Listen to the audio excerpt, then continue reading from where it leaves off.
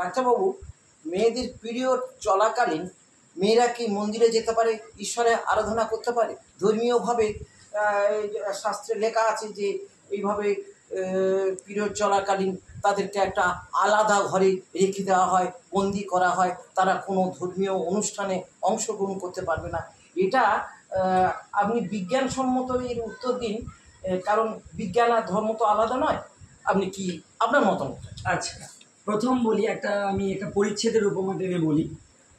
তো স্বয়ং রামকৃষ্ণ পরমহংসদেব মা শারদাকে তার ঋতু চলাকালীন অবস্থায়, ঋতুস্রাব অবস্থায় মা কালীর ভোগ রান্না করতে বলতেন। মেয়েদের পিরিয়ডস, মহিলাদের পিরিয়ডস একটা সামাজিক প্রক্রিয়া, শারীরিক প্রক্রিয়া। একটা মেয়ে মানে একটা বৃক্ষ, পিরিয়ডস হচ্ছে সেই বৃক্ষের ফুল। একটা গাছে যেমন ফুল না এলে ফল আসে না, সেরকম একটা মেয়েদের শরীর ঋতুস্রাব হচ্ছে তার ফুল, তবেই সে প্রজননক্ষম হয়। তো বর্তমান পরিস্থিতিতে এটা আমাদের ভ্রান্ত কুসংস্কার। পিরিয়ডস হলে মন্দিরে যেতে বারণ করা হয় তার দুটো কারণে। অশুচিটা কিসে? একটা পুরুষের যদি হাত কেটে রক্ত পড়ে, সেক্ষেত্রে সেই রক্তটাও যেমন অশুচি, ভাবতে হবে একটা মেয়ের শরীর থেকে রক্তটা পড়ছে সেটাও একটা অশুচি নয়, দুটোই সূচি এবং শুদ্ধ। একটা নারী শুদ্ধ মনে যেতে পারে। পূর্ববর্তী যুগে কি করা হতো, কিছুদিন আগে, আজ থেকে 50 বছর পূর্বে, তখন আমাদের বিজ্ঞানসম্মত ব্যবস্থা পরিষদ ছিল না, সেই জন্য মেয়েদেরকে বারণ করা হতো। তখন আমাদের স্যানিটারি ন্যাপকিন, প্যাড এগুলোর প্রয়োজন ছিল না। বাট এগুলো এখন বর্তমানে প্রচলিত।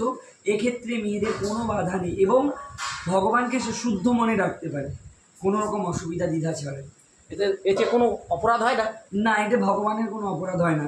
তিনি সাকার, তিনি নিরাকার, তিনি সর্বসম্মতভাবে পূজিত হন। এটা কি সম্পূর্ণ কুসংস্কার? এটা একটা কুসংস্কার এবং আমাদের সমাজে মেয়েদেরকে পিছিয়ে রাখার একটা ভ্রান্ত ধারণা।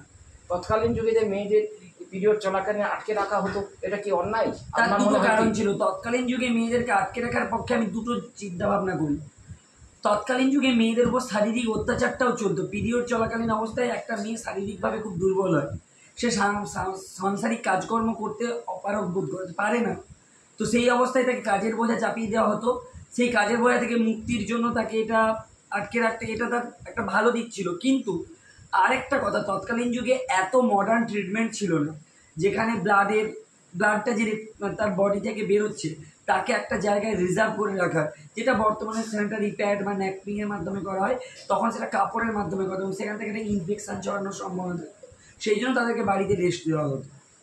পিরিয়ড চলাকালীন কি মেয়েরা মাথায় সাবান বা শ্যাম্পু এই জাতীয় কোনো জিনিস ব্যবহার করা? চলাকালীন চতুর্থ দিন, যেদিন থেকে শুরু হবে, চতুর্থ দিনের মাথায় করতে পারে, কারণ এই অবস্থায় মাথার হেয়ারের ফলিকল খুব আলগা হয়ে যায়।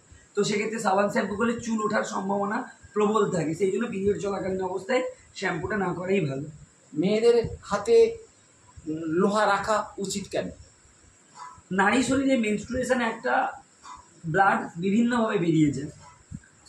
সর্বোপরি একটা গল্পের পরিচ্ছেদে বলা হয়েছিল যে পুরুষ, তুমি নারীকে যে এত টর্চার করো, নারীর তার অহংকার সেটা রক্ত দিয়ে ড্রেনে ফেলে দেয়। অর্থাৎ পিরিয়ড চলাকালীন অবস্থায় নারীর শরীর থেকে রক্ত বেরিয়ে যায়। আমাদের বডিতে আয়রন আমাদের বডির আয়নাইজেশন এনার্জি মেনটেন করে। তো একটা পৃথিবীর মাধ্যাকর্ষণ শক্তি কাজ করে, প্লাস বডি আয়রন, এই দুটো মিলে একটা আমাদের বডির ব্যালেন্স রেগুলেট হয়।